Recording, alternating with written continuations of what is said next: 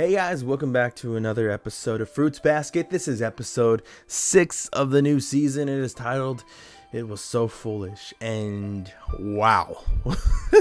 To say the very least, this episode is already in my book. It's fucking 10 out of 10 episode. There's a lot of pushing factors here. And there's a big, what if, or not a big what if, but a big mystery that we almost have all the pieces to, but we don't. So this is just leaving us thinking, what don't we know? What is it that we don't know? So let's jump right in. So the episode begins with everyone visiting Izuzu. Izuzu got a cool haircut. She cut her hair. Remember, she got her hair pulled out, kind of. But I feel like this is her renewal. Usually when people cut their hair, it's a sign of rebirth. It's a sign of reawakening. And I can't help but feel like this is why Izuzu did it. Not only because she got the hair pulled out, but I'm probably because she needed a haircut as well when her hair got pulled out. But that's besides the point. The haircut represents her coming into a new, her new self, her finding home. And of course, there's funny moments between her and Tohru where Tohru wants to just give her love, and she's like, "Bro, stop it." And Kyo asks a big question. He goes, "Yo, so where were they holding her hostage?" And Tohru has to be like, "Bruh, they're holding her hostage in the cat's den." And fucking Kyo just is like, "Wow, what a bitch, Akido. This fucking cunt." Like, just kidding. He doesn't see all that bullshit, but it's still very hard for Kyo, because eventually that's the fate he is gonna have to endure if he doesn't break this. If he doesn't prove himself by the end of the season, or when he at least has to, when he has to defeat Yuki. So during the squabble, Shigure visits and he's talking with Izuzu. And he's like, "Yo, she fucking lied to you. Ren lied to you." And she's like, "What? How would you know? Like, what do you know?" And he's like, "Look, I'm gonna keep it a buck with you. I know this bitch because I've slept with this bitch." He doesn't tell her he slept with her, but he's like, "Look, I know who she is. I know the type of woman she is." And he goes, "Look, eventually the curse is gonna break. Don't worry about it. It's gonna break because Kurono's curse broke, and this is the first time in years that all the Zodiac members have existed around the same time. So that's led to believe that all the Zodiac members have not been alive since the great first banquet. I would assume at the very least. Oh my god, excuse me. Yeah, so they haven't been alive at the same time for a long time. And Shigure knows so much, and I don't know how he knows this. I don't know if he's read up on this. I don't even know if he lets his people, his inner circle, know how much he actually knows. But he basically says this might be the last banquet that they all ever have together, in a sense saying this is the last time the Zodiac will exist in this manner. Interesting. Very, very interesting. I wonder why he says that, but I have my own little theories. We'll get into that later. Again, so the episode continues. Tohru overhears that the curse will break, and Shigure is really quick to make these pieces move together. He's really quick to antagonize Tohru, to question her. And the thing is, Shigure doesn't do this out of Shigure is what I think Shigure is a Capricorn. He likes to push people to face their emotions. He likes to make them to face that wall and make them forced to look at themselves and go so then why does this bother you? What does this make you feel? He's forcing something out of them that they're too scared to realize. And he's like, "Look, we all know what's gonna happen to Kyo.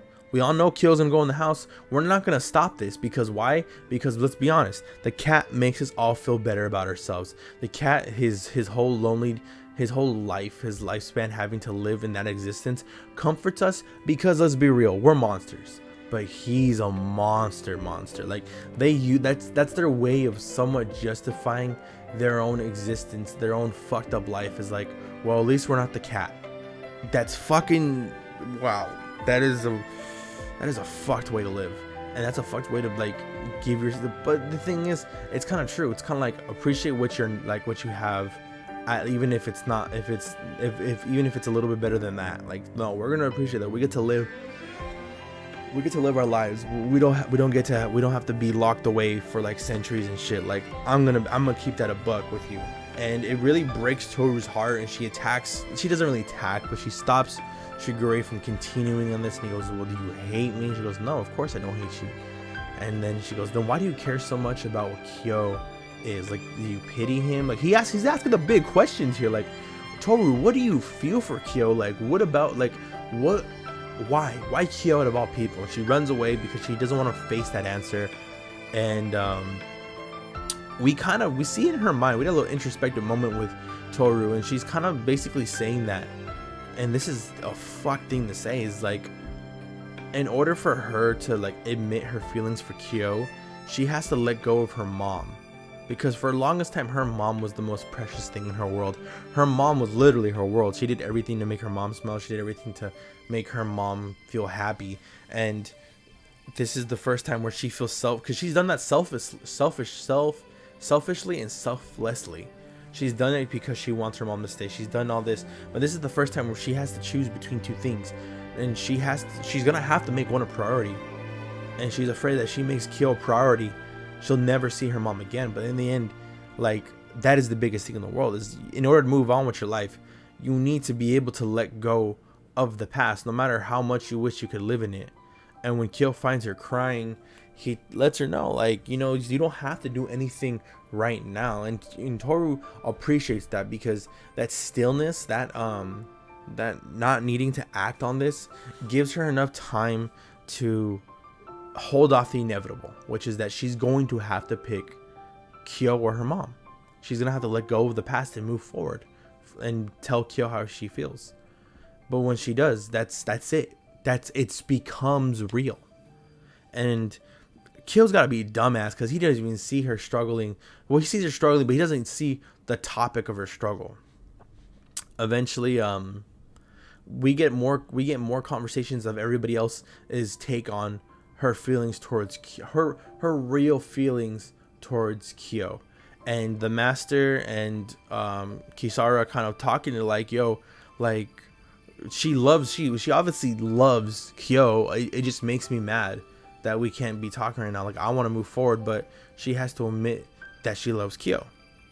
And of course, before, like, she's gonna visit the mother's grave, she left early because it was her mother's deathversary, and she left early from the cemetery to go see Zuzu. And then she tells Zuzu, I'm sorry. And she goes, look, and Zuzu's not stupid. She's like, look, why Kyo? Like, what about him? And it becomes the big center of topic, because everyone is saying, I would love it if Tohru told Kyo how she really felt. But the thing is, how does she really feel? Like, does she pity him?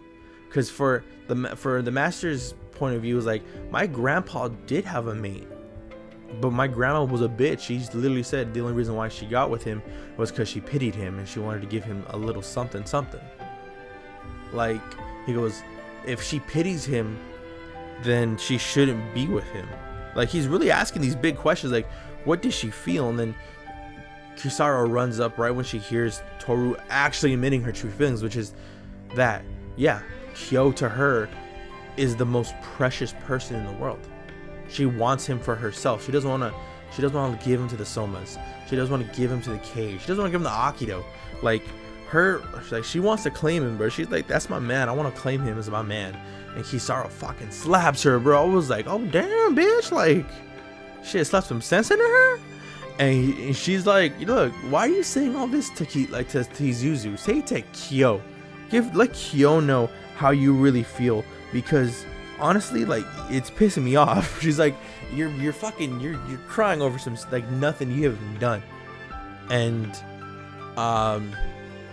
while all that's happening, Kyo goes visits the grave, and he meets her grandpa, and they're talking about her mom, and we get more into depth on why Tohru is always so selfless. And it's more like developed. It's like, once we know why Tohru's selfless, but then we know more about why she's selfless. It just seems like there's always there's more depth to her every time. Like, we know her mother died and she wanted to make her mother feel happy. She wanted to be the perfect kid. But then we know even deeper why. It's because the day her father died, her mom felt like she lost her world. Remember, her mom and her dad were literally polar opposites. Her mom was this big old gang member lady. Her dad was this like white collar guy, and that's why they call her the red and white make the pink. And everyone's big old gripe is like, oh, Tohru looks nothing like the dad, so maybe it's not even her husband. She's like, no, I want to act like my dad to make my mom feel like he's not gone. And in a sense, it just kind of paints, then what is Tohru really like when no one's there?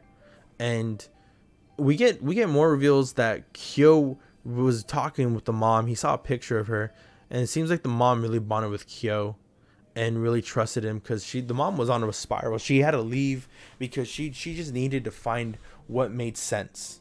So when she shows a picture of Tohru to Kyo, he's so interested in her. He visits her when she's alone. He sees her, and he really resonates with her in a way that most people don't.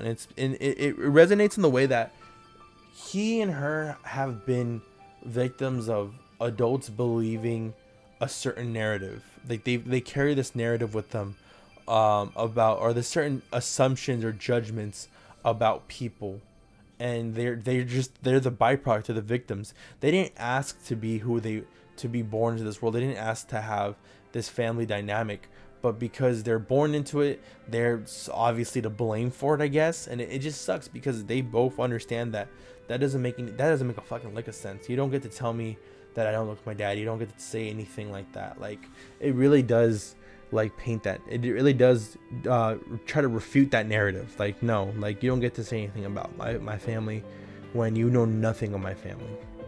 Like, you don't get to call me like, you know, a monster when you don't know what it's like to be me. You know what I'm saying? Wow, this episode was heavy.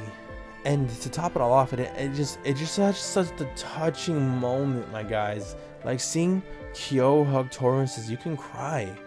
You can do whatever you want. Tell me what you want. And it's really, they're really almost there. They're literally like, the sheet is such a huge metaphor for like, they're literally thin close from telling each other how they really feel. And of course we got kind of cop blocked when she's about to tell Kyo how she really feels, and then Kyo sees a picture of her mom and has a flashback to seeing her on the night she got in the accident. And we're left at a cliffhanger. What did Kyo see? How did Kyo have a part to play in her death?